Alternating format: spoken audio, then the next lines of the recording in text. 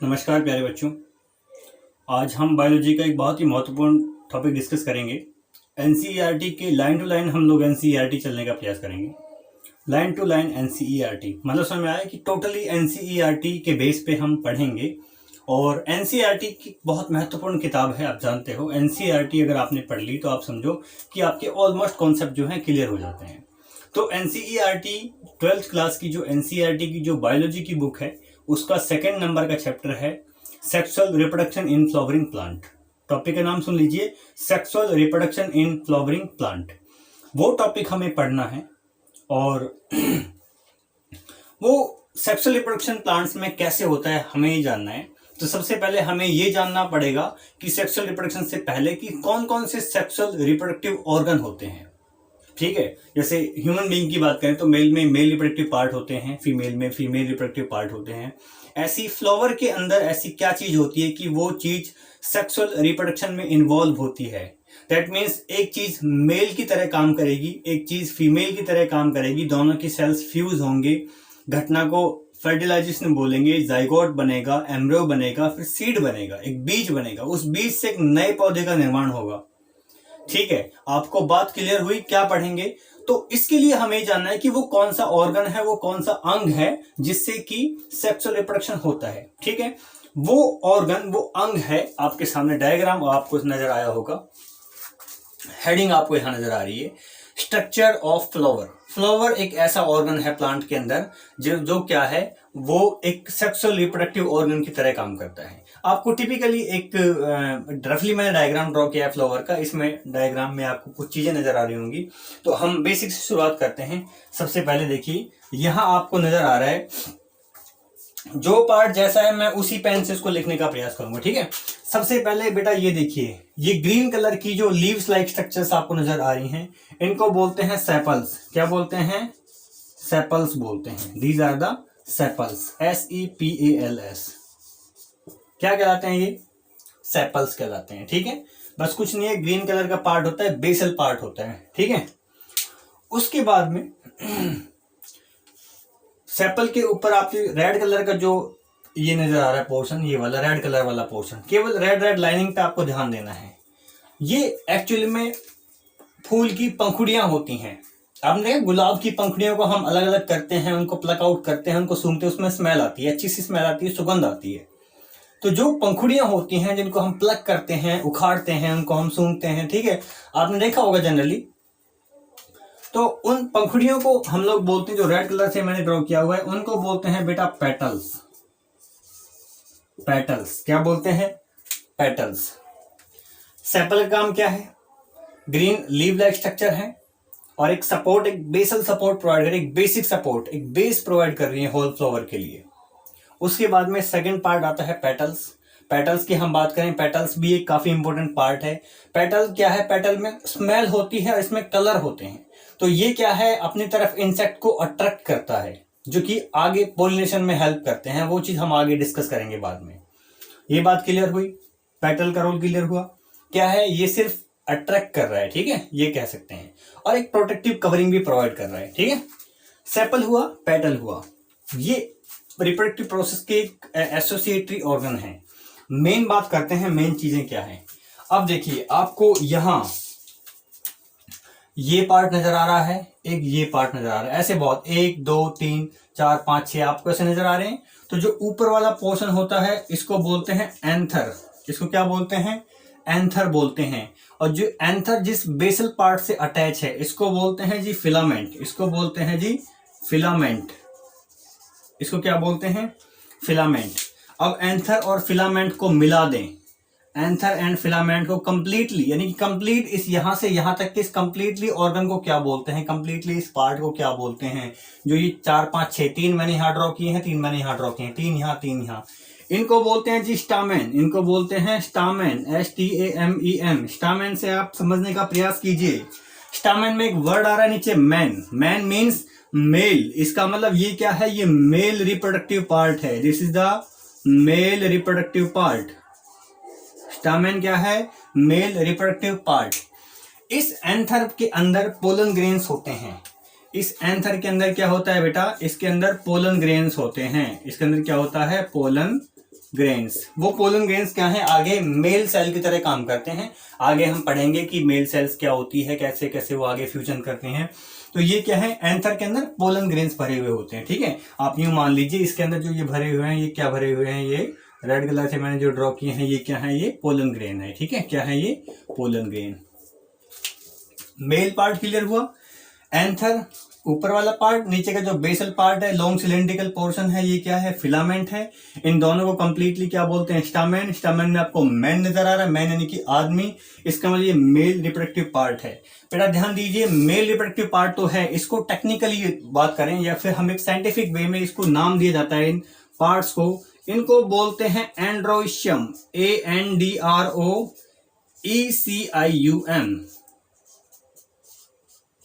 एंड्रोइशियम बोलते हैं जी, क्या बोलते हैं, androecium. Androecium is the male reproductive part. Male reproductive part कौन कौन से हैं, इसके दो पार्ट हैं, एंथर है, फिलामेंट है। एंथर के अंदर से पोलन ग्रेन्स रिलीज होते हैं जो कि मेल सेल की तरह काम करते हैं। सेकंड थिंग, फिलामेंट एंथर को सपोर्ट प्रोवाइड कर रहा है, एंथर को होल्ड किए हुए है। ठीक है, इस फिलामेंट के टॉप वाले पोर्शन पे क्या है, एंथर है। ये बात समझ में आई। अब आइए आ जाइए जी आप फीमेल रिप्रोडक्टिव पार्ट पे। फीमेल रिप्रोडक्टिव पार्ट आपको बीच वाला जो ब्लैक कलर से मैंने ड्रॉ किया हुआ है, इसके भी 3 पोर्शन हैं। इसके 3 पोर्शन है, एक को यहां ड्रॉ करूंगा मैं, एक का नाम यहां लिखूंगा और बीच वाले का मैंने यहां लिखूंगा। ठीक है, बात समझ में आ रही है, यहां ये वाला पोर्शन। ठीक है, समझ में आ रहा होगा। सबसे ऊपर वाले पोर्शन को बोलते हैं स्टिग्मा, STIGMA, स्टिग्मा। दूसरे वाले को बोलते हैं स्टाइल, STYLE। और सबसे लास्ट वाले पोर्शन को बोलते हैं जी ओवरी। क्या बोलते हैं, ओवरी बोलते हैं। क्या बोलते हैं, ओवरी। तीनों को इकट्ठा क्या बोलते हैं, तीनों को इकट्ठा बोलते हैं कार्पल,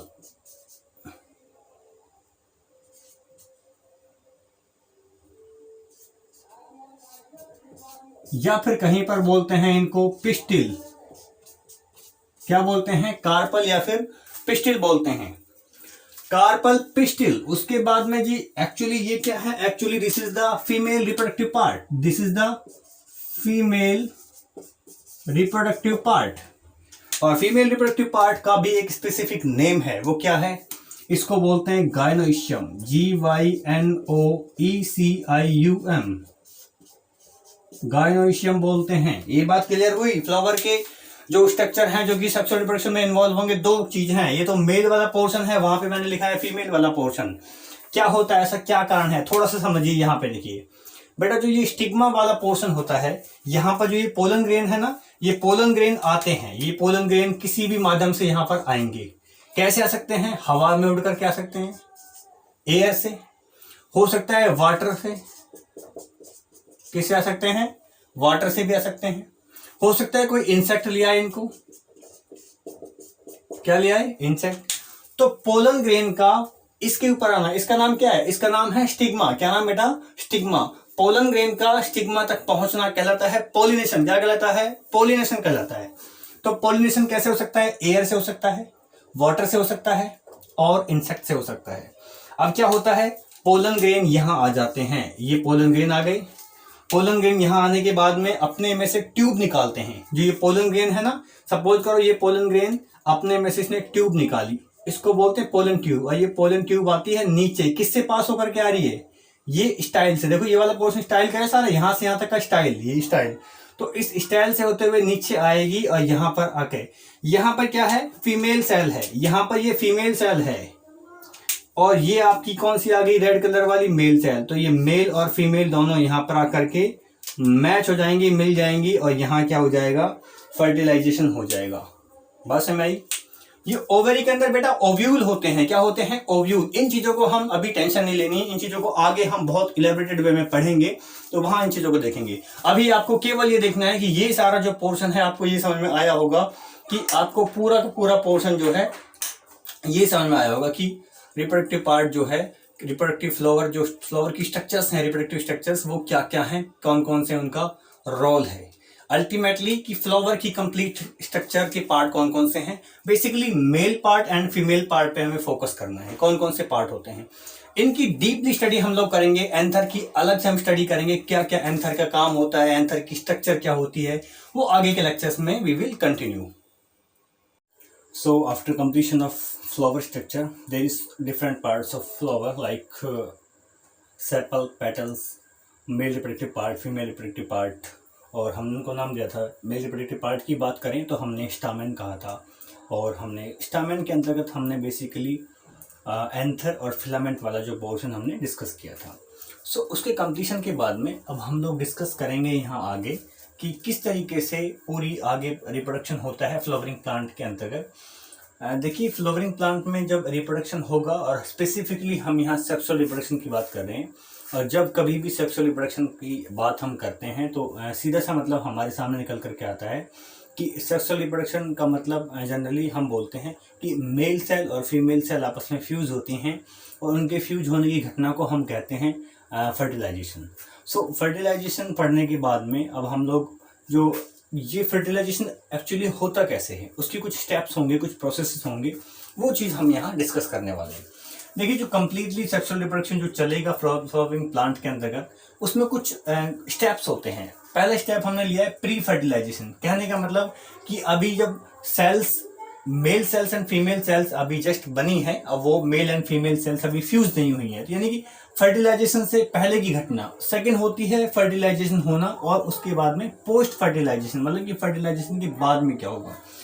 इसमें बेसिकली हमें ये पढ़ना है कि स्ट्रक्चर एंड इवेंट्स, कि फर्टिलाइजेशन से पहले कौन कौन सी स्ट्रक्चर, फ्लावर के कौन कौन से स्ट्रक्चर उसमें इन्वॉल्व होते हैं, फर्टिलाइजेशन के दौरान कौन कौन से स्ट्रक्चर इन्वॉल्व होते हैं, और फर्टिलाइजेशन के बाद में कौन कौन से स्ट्रक्चर और कौन कौन सी घटनाएं होती हैं, वो सारी चीज़ें हमें इसमें पढ़नी है. मैं आपके लिए सबसे पहले हेडिंग क्लियर कर देता हूँ. ये NCERT 12th क्लास का चैप्टर 2 है, आप भली भांति जानते हो, और उसमें एक हेडिंग दी हुई है प्री फर्टिलाइजेशन. जो ये वाली मैंने हेडिंग डाली है, ये 2.2 हेडिंग है, ये ठीक है, 2.2 हेडिंग है. और उसके बाद में 2.2 हेडिंग के बाद में अब इसकी भी फर्दर पार्ट्स हैं, ठीक है. कैसे पार्ट्स हैं? सबसे पहले हम लोग पढ़ेंगे प्री फर्टिलाइजेशन की, फर्टिलाइजेशन से पहले की घटना हम लोग डिस्कस करेंगे. तो प्री फर्टिलाइजेशन के अंतर्गत हम लोग ये जानेंगे कि प्री फर्टिलाइजेशन मतलब कि फर्टिलाइजेशन से पहले कौन कौन सी जो है स्ट्रक्चर्स उसमें इन्वॉल्व हुई हैं. तो इसमें को मैं यहाँ अभी मिटा रहा हूँ यहाँ से. अब यहाँ से आप देखना शुरू कीजिए. प्री फर्टिलाइजेशन में सबसे पहले हम मेल रिप्रोडक्टिव पार्ट की बात करेंगे कि फर्टिलाइजेशन कराने के लिए सबसे पहले जरूरी है कि मेल पार्ट होना चाहिए, उसकी मेल सेल्स होनी चाहिए, एक फीमेल पार्ट हो, फीमेल सेल्स होनी चाहिए. इस चीज के लिए हम लोग सबसे पहले मेल पार्ट की स्टडी करेंगे डीपली, कि मेल पार्ट कि कौन कौन से स्ट्रक्चर्स होते हैं, क्या क्या उनके फीचर हैं, वो सब चीजें हमें यहाँ डिस्कस करनी है. तो अकॉर्डिंग टू NCERT मैं चल रहा हूँ, आप भी NCERT के अकॉर्डिंग आप चाहो तो नोट्स भी साथ साथ बना सकते हो, आपकी मर्जी है. NCERT में बेटा 2.2.1 एक हेडिंग आपको मिलेगी इस नंबर से, ठीक है. हेडिंग क्या है? हेडिंग में लिखा हुआ है स्टामेन माइक्रोस्पोरेंजियम, लिखा हुआ है स्टामेन. सेकंड लिखा हुआ है माइक्रोस्पोरेंजियम, और लिखा हुआ है and pollen grains, and pollen grains. अब हमें इस चीजें डिस्कस करनी है कि स्टामेन क्या होता है, माइक्रोस्पोरेंजियम क्या होता है, पोलन ग्रेन क्या होता है. चलिए स्टार्ट करते हैं, बहुत आसान सा टॉपिक है. सबसे पहले बेटा स्टार्टिंग करते हैं स्टामेन से. देखो, स्टामेन क्या होता है, एक इस तरीके से एक बाइलोब स्ट्रक्चर होती है, और इस तरीके से फ्लावर में होती है. तो ये आपका होता है एंथर, जिसकी हम डीपली स्टडी करेंगे अभी. और नीचे वाला जब पोर्शन जो इसका बेस होता है उसको बोलते हैं हम लोग फिलामेंट. तो एंथर एंड फिलामेंट दोनों को हम सम्मिलित रूप से बोलते हैं स्टामेन. एक्चुअली स्टामेन क्या होता है? ये मेल पार्ट होता है, ये मेल रिप्रोडक्टिव पार्ट होता है. किसका? फ्लावर का या प्लांट का, ठीक है. ये क्या है? मेल रिप्रोडक्टिव पार्ट होता है. अब सपोज करो ये स्ट्रक्चर आपको यहाँ नजर आ रहा है, ये वाला स्ट्रक्चर, और ये एंथर है एक्चुअली. तो नीचे वाला पोर्शन जो ये वाला है, ये क्या है आपका? फिलामेंट. ये वाला क्या है? एंथर. इसी एंथर को मैंने देखो जूम करके यहाँ ड्रॉ किया हुआ है. ये इसको यहाँ मैंने जूम करके यहाँ ड्रॉ किया हुआ है. आप इसको यहाँ से देखना शुरू कीजिए. सबसे पहले डिस्कस करते हैं कि एंथर एंड फिलामेंट क्या होता है. एंथर क्या है? एक बाइलोब स्ट्रक्चर है जिसमें 2 लोब होती हैं, डबल लोब, ठीक है. एंथर एक बाइलोब स्ट्रक्चर है, और जो कि टॉप पार्ट पे होती है. किसके टॉप पार्ट पे? फिलामेंट है. देखो ये फिलामेंट है, इसके टॉप पार्ट पे ये एंथर रखा हुआ है. बात क्लियर हुई. उसके बाद में आप देखिए एंथर एंड फिलामेंट के बाद में, ये फिलामेंट क्या है? फिलामेंट एक लॉन्ग सिलेंड्रिकल पोर्शन है, ठीक है, जिसका जो बेसिक पार्ट होता है वो नीचे थैलेमस का जो रिसेप्टेकल वाला जो पार्ट होता है नीचे फ्लावर का, उससे ही जुड़ा रहता है, ठीक है। इतनी बातें आप ऑलरेडी जानते हो। अब हम डिस्कस करते हैं, फिलामेंट के बारे में जान लिया आपने, बेसिक एंथर के बारे में जान लिया। अब एंथर को डीपली स्टडी करते हैं कि एंथर क्या है, एक्चुअल में एंथर का क्या यूज है, क्या कौन से उसके अंदर के पार्ट्स होते हैं। यहाँ से हमारा जो है मेन जो अध्याय अपना है वो यहाँ से स्टार्ट करते हैं, उसको शुरू करते हैं यहाँ से, ठीक है। देखिए इसको यहाँ से शुरू करते हैं। ये आपने हेडिंग नोट कर ली होगी, हेडिंग को मैं यहाँ से अभी मिटा रहा हूँ, इसका भी यूज नहीं है क्योंकि अपने पास स्पेस कम बचेगा, इसलिए थोड़ा एडजस्टमेंट करनी पड़ेगी। देखिए सबसे पहले एंथर आपको यहाँ नजर आ रहा है। एंथर क्या है? एक बायोलॉग स्ट्रक्चर है। इस एंथर को मैंने ऐसे कट किया, ठीक है। इसको सपोज करो ये कोई चीज है, ऐसे रखी हुई चीज है, ठीक है। अब मैं इसको दो प्रकार से कट कर सकता हूँ। एक मैं इसको ऐसे इसमें कट लगा सकता हूँ, एक मैं इसके अंदर ऐसे कट करूंगा। अब मैं ऐसे इसको कट कर रहा हूँ, ठीक है, लंबाई के अनुसार, ठीक है, लॉन्गिट्यूडनल। तो इसको तो मैं बोल सकता हूँ LS, इसको बोलते हैं लॉन्गिट्यूडनल सेक्शन। अगर मैं इसको ऐसे कट कर रहा हूँ ट्रांसवर्सली, इसको हम बोलते हैं TS, ट्रांसवर्स सेक्शन। ये जानते हो आप, इसको बोलते हैं ट्रांसवर्स सेक्शन, ट्रांसवर्स सेक्शन, ठीक है। अब ऐसे ही मैंने इसको ऐसे कट किया, लिखा हुआ है मैंने यहाँ पे TS। इसका मतलब ये क्या है? मैंने इसको TS यानी कि ट्रांसवर्स सेक्शन मैंने इसको कट किया है। ये बायोलॉग मतलब कि एक दो स्ट्रक्चर हैं, दो ऑर्गेनाइज स्ट्रक्चर हैं, ठीक है, इस तरीके से दो ऑर्गेनाइज स्ट्रक्चर हैं, इस तरीके से ये आपको नजर आ रही है। तो एक लॉब ये वाली और एक लॉब ये वाली, एक लॉब ये, एक लॉब ये, दो जो लॉब आपस में जुड़ी हुई है नीचे, और नीचे वाला जो पोर्शन है वो क्या है? फिलामेंट। हमने जब कट किया तो हमें कुछ ऐसी स्ट्रक्चर नजर आई, आप ऊपर से देख रहे हो उसको, ऐसी हमें ड्यू स्ट्रक्चर नजर आई। सबसे पहली बात, एंथर जो है, यहां से लिखना शुरू करते हैं। एंथर इज एन बायोलॉग स्ट्रक्चर, ठीक है। एंथर क्या है? बायोलॉग स्ट्रक्चर है। ये एंथर होता है वो क्या है? बायोलॉग स्ट्रक्चर है। बायोलॉग स्ट्रक्चर का मतलब है इसके अंदर दो लॉब्स होती हैं। It contains two lobes. Anther contain two lobes, basically two lobes, that means to organize specific structures. So bilobed structure, what is bilobed structure? Which is having two lobes. Anther के अंदर दो lobe हैं, इसी इसको बायोलॉग structure कहा है। ये हमें एक लॉब हमें जो पूरी ये नजर आ रही है यहाँ से यहाँ तक, एक लॉब हमें यहाँ नजर आ रही है, जो एक लेफ्ट वाला पोर्शन है, एक राइट वाला पोर्शन है। जो बीच में मैंने यहाँ से ऐसे इसको लाइन से मैंने अलग अलग करने का प्रयास किया है। तो एक लॉब पूरी ये वाली है, ये वाली, एक लॉब पूरी ये वाली है। इसको हमने जब कट किया, कट करने के बाद में हमें एक ऐसा स्ट्रक्चर नजर आता है कि हमें उसके अंदर चार कुछ स्पेसिफिक स्ट्रक्चर्स नजर आ रही हैं, जो ये आपको नजर आ रही है आपको, ठीक है। एंथर को हमने कट किया, तो एंथर को कट करने के बाद में हमने देखा कि उसमें हमें चार स्ट्रक्चर नजर आ रही हैं, ठीक है, 4 स्ट्रक्चर्स। इसमें हमें 4 स्ट्रक्चर्स नजर आ रही हैं, इसलिए इसको हम टेट्रागोनल भी बोल देते हैं। टेट्रा मतलब 4, टेट्रागोनल स्ट्रक्चर्स हमें नजर आई। देखो यहाँ टेट्रागोनल स्ट्रक्चर आप ऐसे ड्रॉ कर सकते हो इसको, एक स्ट्रक्चर ये वाली, एक ये वाली, एक ऐसे और एक ये वाली। टोटल हमें 4 स्ट्रक्चर नजर आए, 1 2 3 और ये 4।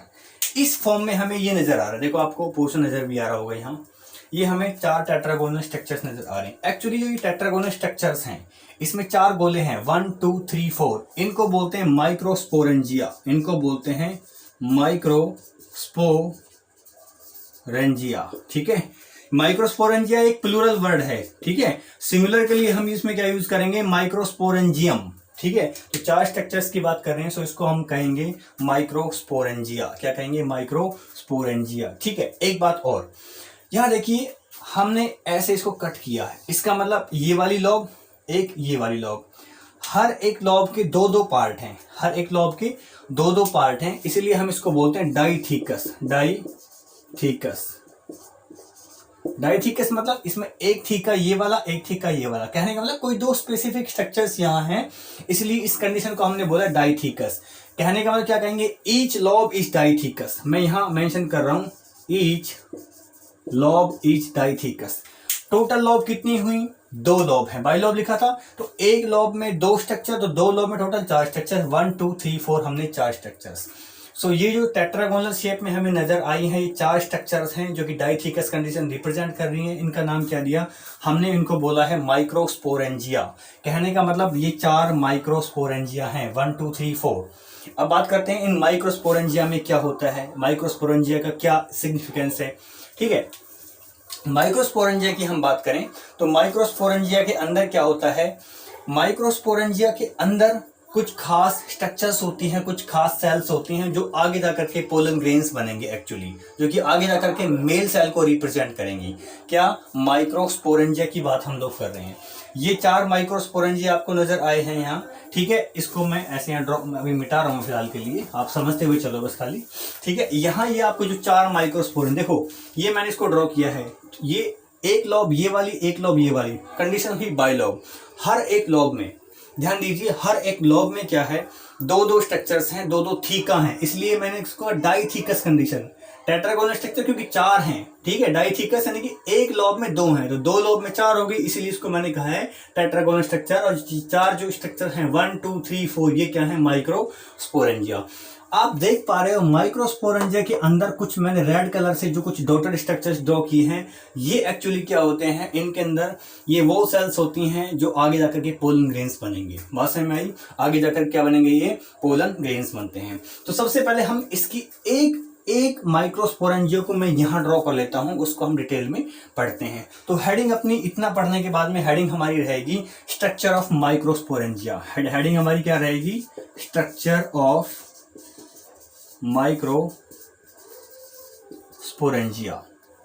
ठीक है, ये माइक्रोस्पोरेंजिया क्या है, इस वाली स्ट्रक्चर को उठा करके आप यहां रख लीजिए। फॉर एग्जांपल हमने ऐसे इस स्ट्रक्चर को यहां ड्रॉ कर लिया। ठीक है, माइक्रोस्पोरेंजिया क्या होती है, एक माइक्रोस्पोरेंजिया की हम बात करें, हम नॉर्मली देखें तो लगभग हमें सर्कुलर नजर आती है, लगभग सर्कुलर शेप में, जैसे सर्कल ये है, सर्कुलर शेप में हमें माइक्रोस्पोरेंजिया जो है वो नजर आती है। और यहाँ कुछ इसकी चारों ओर कुछ कवरिंग होती है, कुछ सेल्स, कुछ खास सेल्स की कवरिंग होती है। मैं ये सेल्स जो है यहाँ ड्रॉ करने का प्रयास कर रहा हूँ। ठीक है,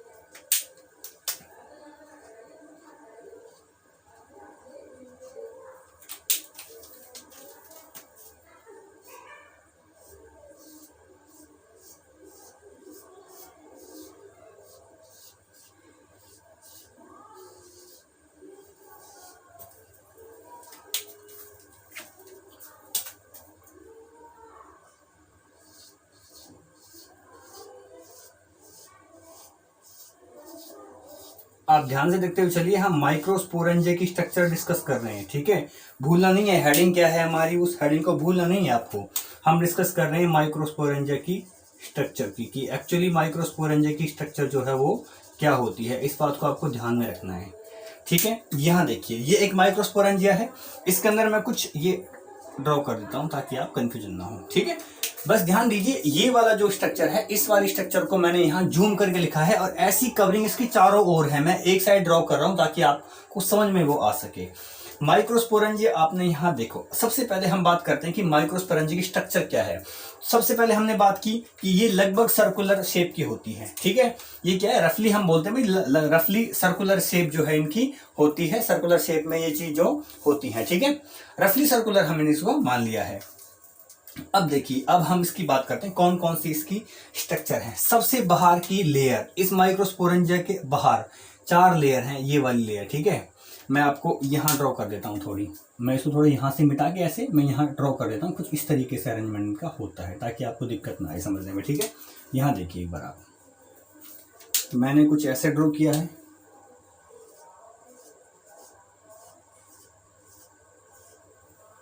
उसके बाद में हमने यूज किया है एक सेल की जो लेयर दिखाई है वो हमने दिखाई है रेड कलर से। ठीक है, उसके बाद हम लोगों ने ग्रीन पेन यूज किया है, सेल्स की अलग अलग लेयर को रिप्रेजेंट कर रहे हैं, बस इससे ज्यादा कुछ नहीं है ये।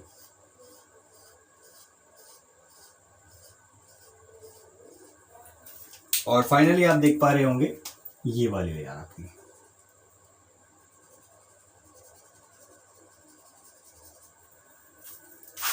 ठीक है, बात समझ में आई, क्या पढ़ने जा रहे हैं, कैसे पढ़ रहे हैं। तो अब देखिए, सबसे पहले बात करें, सबसे बाहर की जो लेयर होती है यहाँ, ये वाली जो लेयर है सबसे बाहर की, ये वाली लेयर यहां से यहां तक, एक लेयर यहां से यहां तक,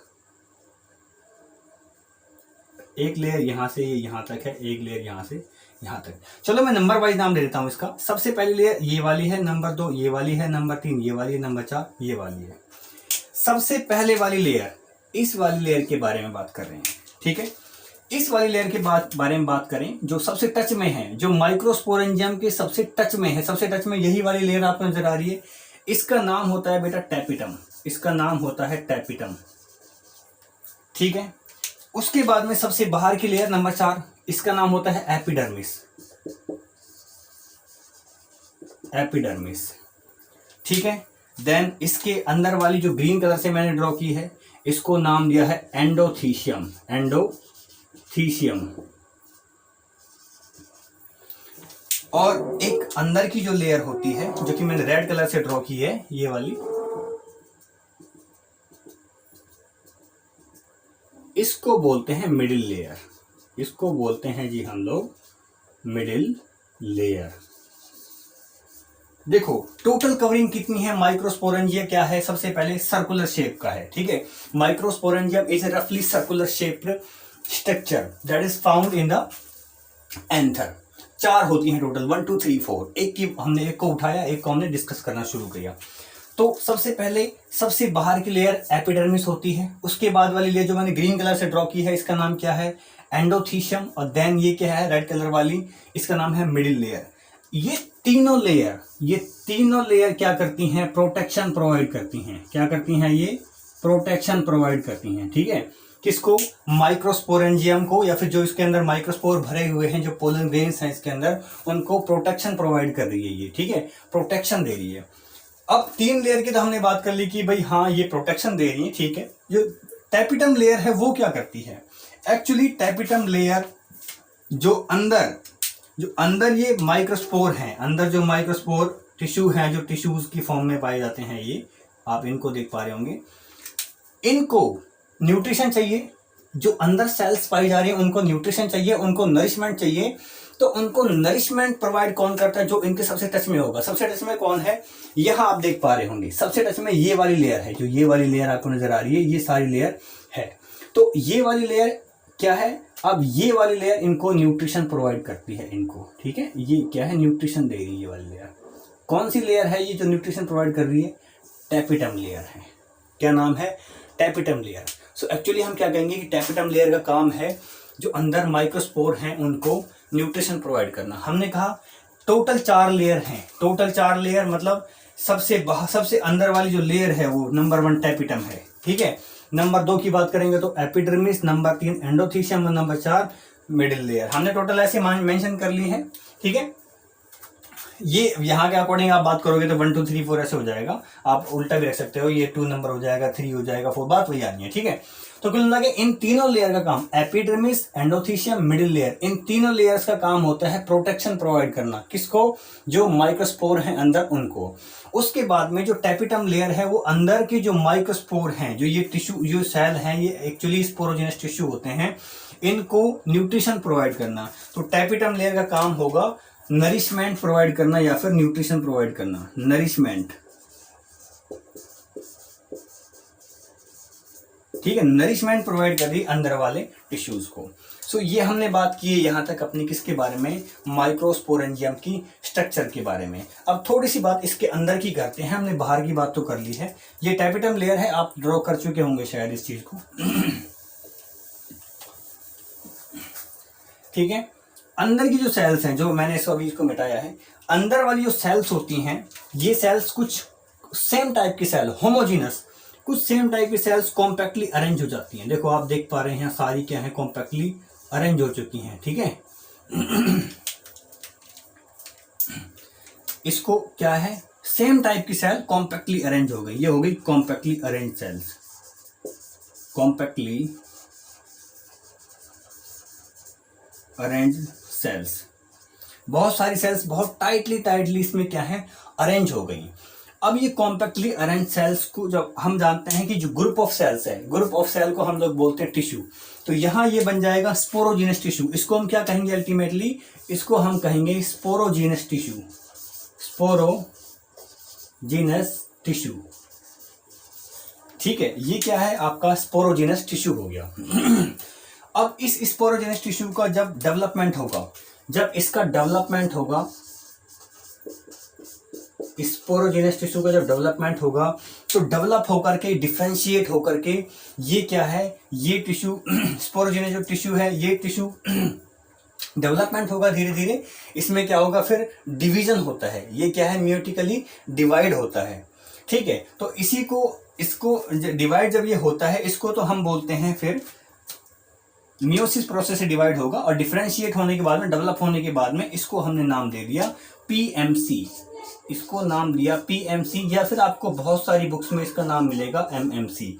पीएमसी और एक क्या मिला है इसका आपको नाम एमएमसी। देखो पीएमसी का मतलब होता है पोलन मदर सेल, ध्यान दीजिए आप, पोलन मदर सेल। एमएमसी मतलब माइक्रोस्पोर मदर सेल। ठीक है, पीएमसी या एमएमसी हो जाता है। अब जो पीएमसी या एमएमसी आया है, अब जो पीएमसी या एमएमसी जो आया है, उसके बाद में हम बात करें इसको, ये यहाँ थोड़ा यहाँ से मैं मिटा देता हूँ इसको, ताकि आपको यहाँ से क्लियर हो जाए चीजें। ठीक है, ये आपको चारों लेयर आपको समझ में आ गई होंगी। इसके बाद में देखिए थोड़ा यहाँ से,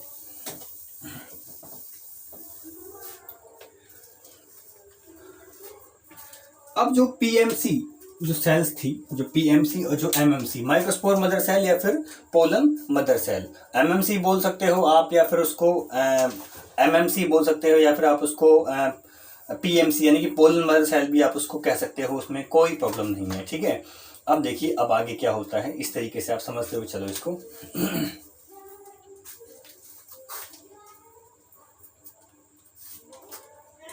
सबसे पहले ये स्पोरोजीनस टिश्यू है, यहां समझिए आप, ये क्या है, ये है स्पोरोजीनस टिश्यू। ठीक है, शॉर्टकट लिख रहा हूं, समझिए आप।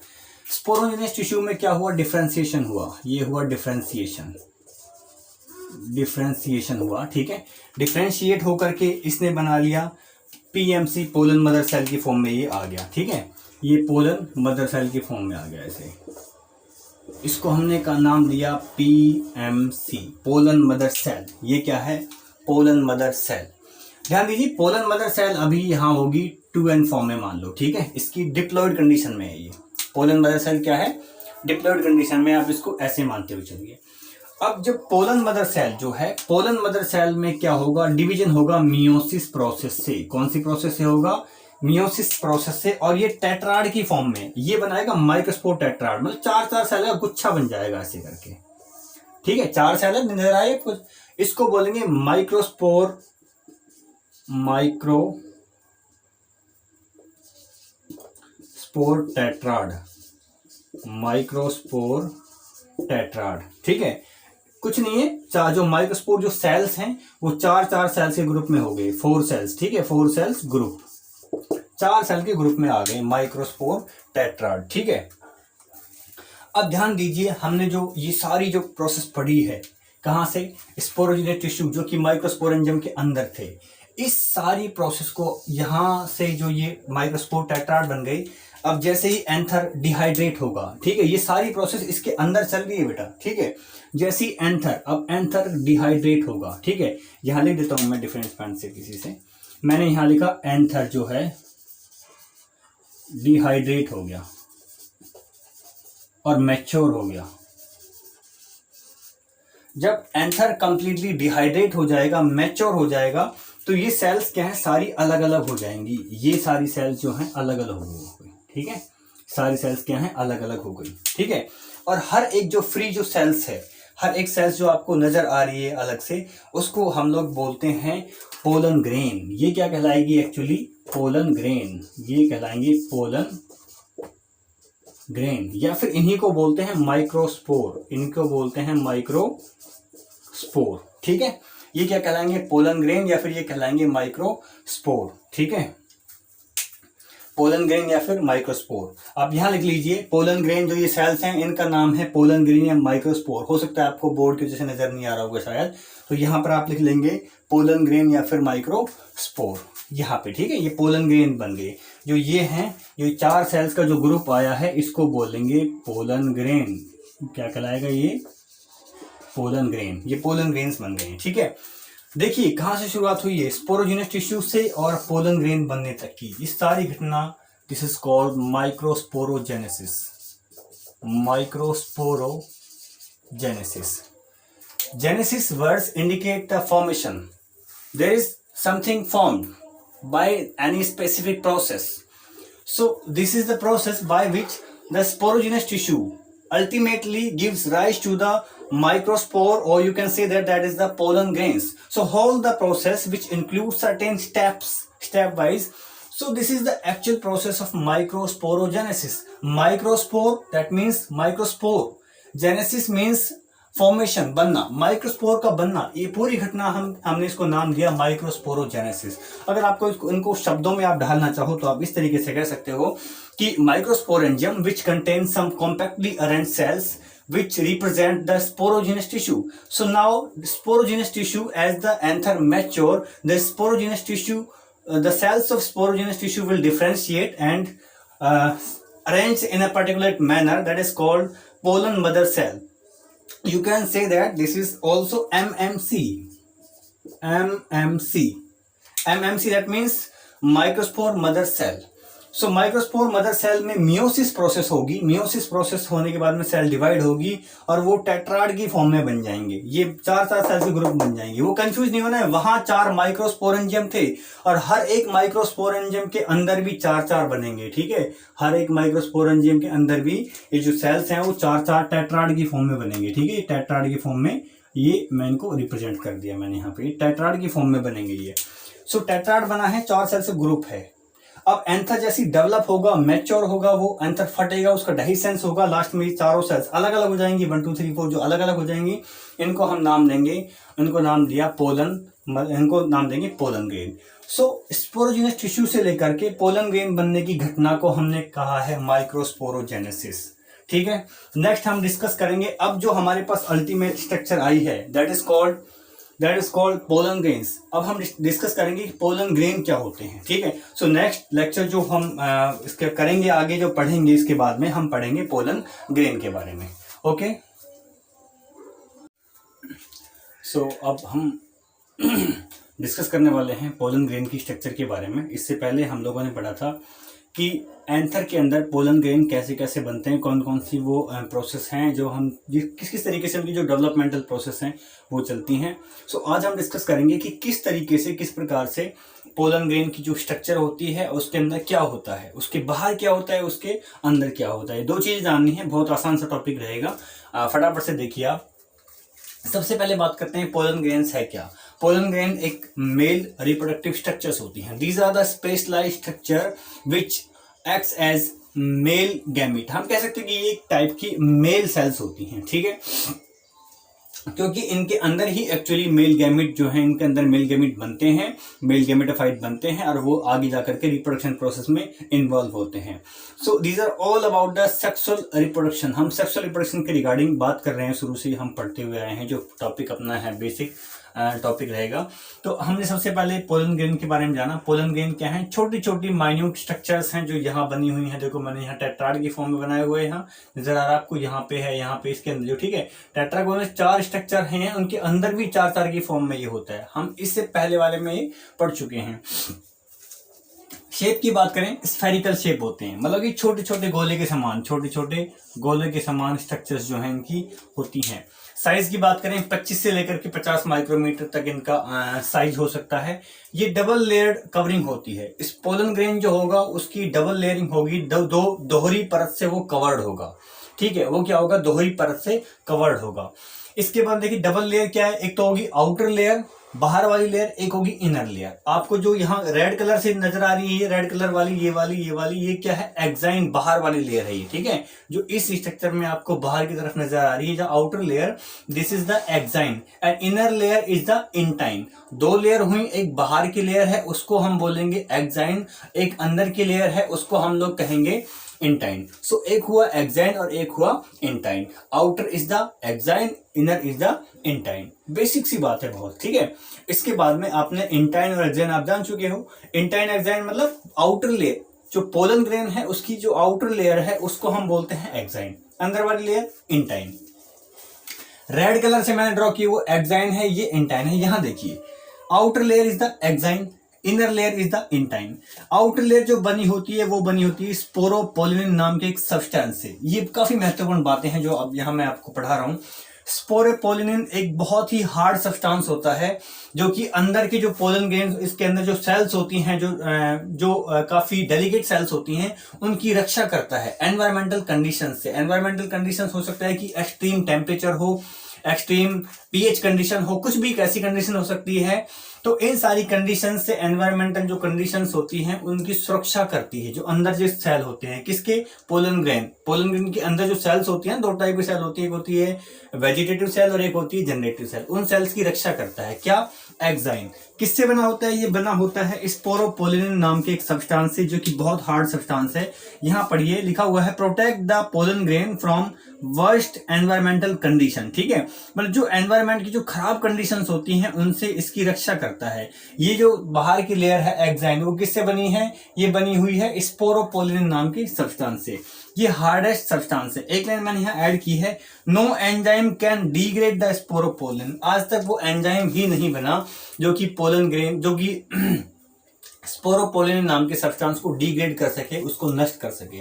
इसका मतलब हम ये समझे कि स्पोरोपोलिन एक एनवायरमेंटल कंडीशंस खिलाफ लड़ाई करने वाला, एनवायरमेंटल रेजिस्टेंस हमें जो प्रोटेक्शन प्रोवाइड कर रहा है वो स्पोरोपोलिन है। किस में पाया जाता है, पोलन ग्रेन की आउटर लेयर में। आउटर लेयर कौन सी है, पोलन ग्रेन की आउटर लेयर का नाम हम जानते हैं, क्या नाम है पोलन ग्रेन की आउटर लेयर का नाम है एक्साइन। एक्साइन किससे मिलकर बनी होती है, एक्साइन मिलकर बनी होती है स्पोरोपोलिन से। उसका काम क्या है, एनवायरमेंटल कंडीशन से प्रोटेक्शन देना, कोई भी एंजाइम इसको डिग्रेड नहीं कर सकता। ये लास्ट में जो लाइन लिख रही है यहाँ इसके नीचे, शायद आपको इसमें कटिंग हो रही है, इसमें नजर नहीं आ रहा होगा, ये लिखा हुआ है डिसकंटिन्यूअस लेयर। देखो ये लेयर आप ध्यान से देखिए, ये वाली जो लेयर आपको नजर आ रही है, क्या ये बराबर नहीं है, लगातार नहीं है, ये लेयर बीच बीच में कट रही है। देखो यहाँ पे कटी हुई है, यहाँ पे कटी हुई है, यहाँ पे कटी हुई है, यहाँ पर। तो इस तरीके से ये जो लेयर है, जो बाहर की लेयर है, जो बाहर की जो ये वाली लेयर है, ये वाली लेयर, ये ठीक है, ये क्या है, डिसकंटिन्यूअस है, कंटिन्यू नहीं है। This is the discontinuous layer.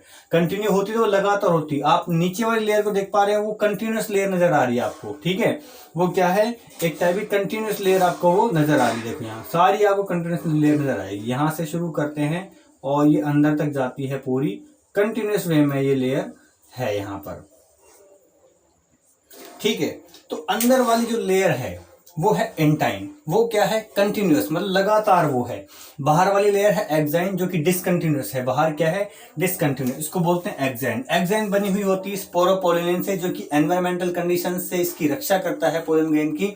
दूसरी बात, इसमें क्या है, बहुत हार्ड सब्सटेंस है, कोई भी एंजाइम उस स्पोरोपोलिन को डिग्रेड नहीं कर सकता है।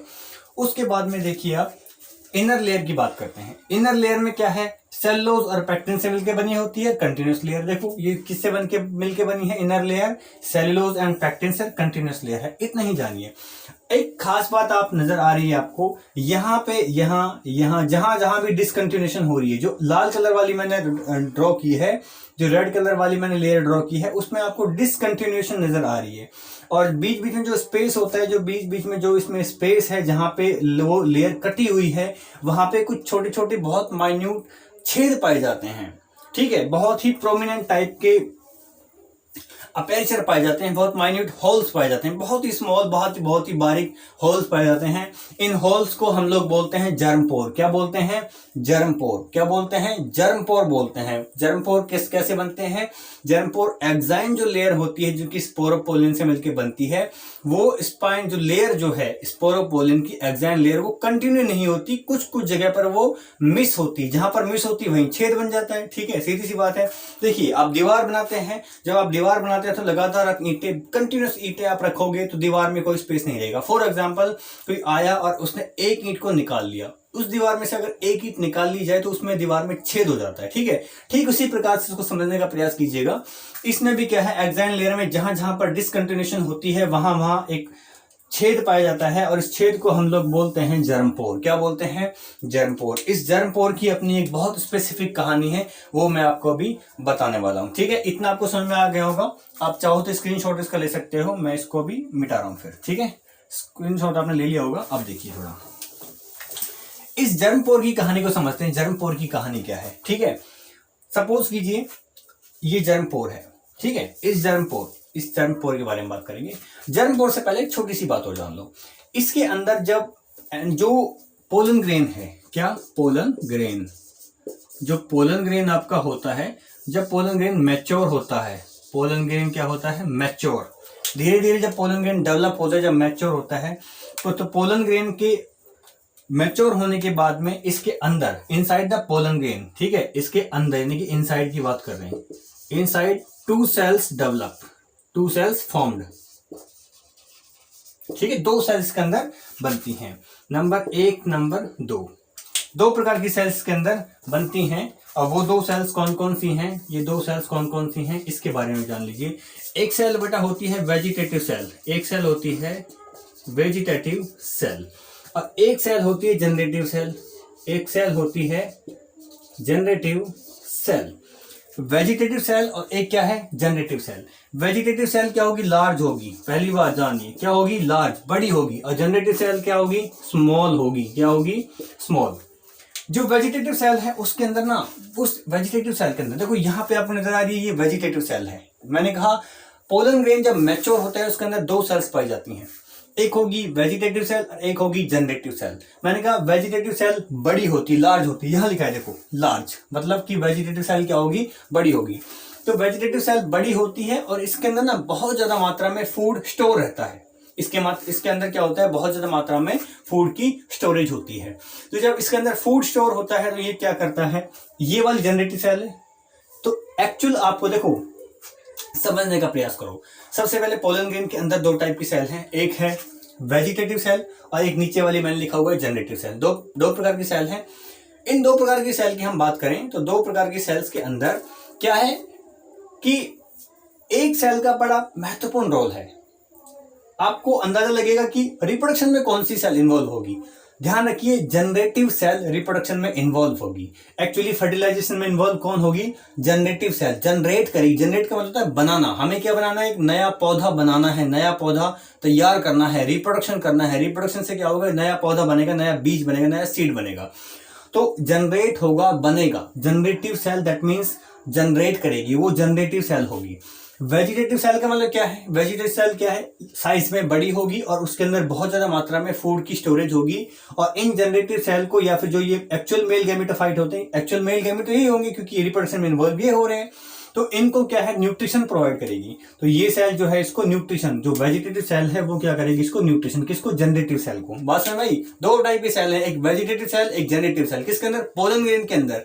तो जनरेटिव सेल का काम क्या है, रिप्रोडक्शन में इन्वॉल्व होना, इसका मतलब एक्चुअली मेल गैमेटोफाइट होगा। और जो वेजिटेटिव सेल है उसका काम ये होता है कि ये वेजिटेटिव सेल जो है बेसिकली, ये वेजिटेटिव सेल जो है इसका काम, बेसिक काम ये होता है कि न्यूट्रिशन प्रोवाइड करना। तो हमने कहा कि ये वेजिटेटिव सेल है, इसके बारे में आप ये कह सकते हो कि इसमें फूड रिजर्व होती है। फूड रिजर्व मतलब जैसे रिजर्व समझते हो, स्टोर करके रखना, ठीक है। फूड रिजर्व में इसके अंदर फूड स्टोर रहता है, ठीक है।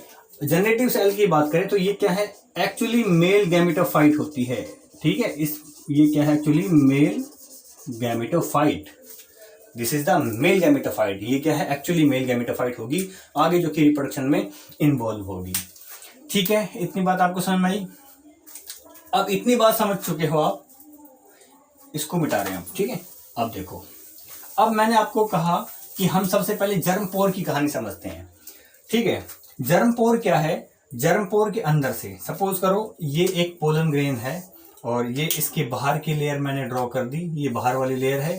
तो ये बाहर वाली हो जाएगी एक्साइन और अंदर वाली हो जाएगी एंटाइन।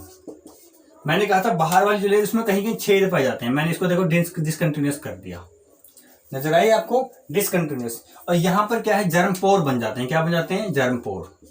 ये क्या बन गए, छेद बन गए, जर्म पोर बन गए। इतनी कहानी समझ में आई।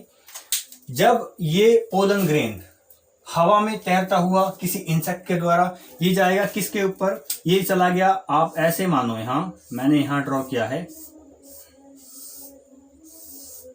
ये फीमेल पार्ट मैंने ड्रॉ किया है यहाँ, ठीक है। ये ओवरी हो गया, यहाँ पर क्या रखा हुआ है, ओव्यूल रखे हुए हैं, यानी कि एग सेल, फीमेल सेल, और ये आपका क्या है, स्टिग्मा, ये है आपका स्टाइल। तो जब ये पोलन ग्रेन यहां जाएगा, सपोज करो ये पोलन ग्रेन यहां पहुंच चुका है, किसके पास, स्टिग्मा के पास, यानी कि मेल फीमेल के पास में जा चुका है। तो इसमें से जो ये है अंदर वाली लेयर, ये प्लाज्मा जो मेम्ब्रेन है इसके अंदर की, ये बाहर की तरफ डेवलप हो जाती है ऐसे, ठीक है, एक ट्यूब बना लेती है, इसको बोलते हैं पोलन ट्यूब। क्या बोलते हैं? Pollen tube. ये पोलन ट्यूब कौन से हॉल में से निकली, कौन से छेद में से बाहर निकली, इसकी बात करें तो ये बाहर निकली। तो इन छेदों को क्या बोल रहे हैं? हम बोल रहे हैं इनको जर्म पोर। क्या नाम दिया इनको? जर्म पोर। क्या नाम दिया है? जर्म पोर। जर्म पोर में से ये पोलन ग्रेन, जो पोलन ट्यूब निकल के बाहर निकली है, तो ये यहाँ पे आया और यहाँ पे एक पोलन ट्यूब बन गई और ये स्टाइल से होते हुए ऐसे और ये नीचे की तरफ चली गई। ठीक है, नीचे क्या है? यहाँ पे फीमेल सेल है। क्या है? फीमेल। और इसके अंदर क्या थी? Male cell. इसके अंदर क्या थी? तो मेल सेल यहां से ट्रेवल करते हुए यहां चल जाएगी। तो यहां मेल एंड फीमेल मिल जाएंगे इस ओवरी के अंदर। यहां पे क्या हो जाएगा? फर्टिलाइजेशन। बेसिक बात जानने वाली ये है कि जर्म पोर से एक ट्यूब निकलती है पोलन की, उसको बोलते हैं पोलन ट्यूब। उसमें से जो मेल सेल्स हैं वो फीमेल सेल्स के पास जाती हैं। कहां से? इस स्टिग्मा से होते हुए। इस चीज को हम बाद में डिस्कस करेंगे, अभी कोई ज्यादा इसमें, क्योंकि आगे हमें वो चीज पढ़नी है। तो इस तरीके से हमने कंप्लीट जो आज टॉपिक पढ़ लिया है कि मेल पार्ट जो है वो किस किस तरीके से बनता है, कैसे कैसे वो बनता है। ओके।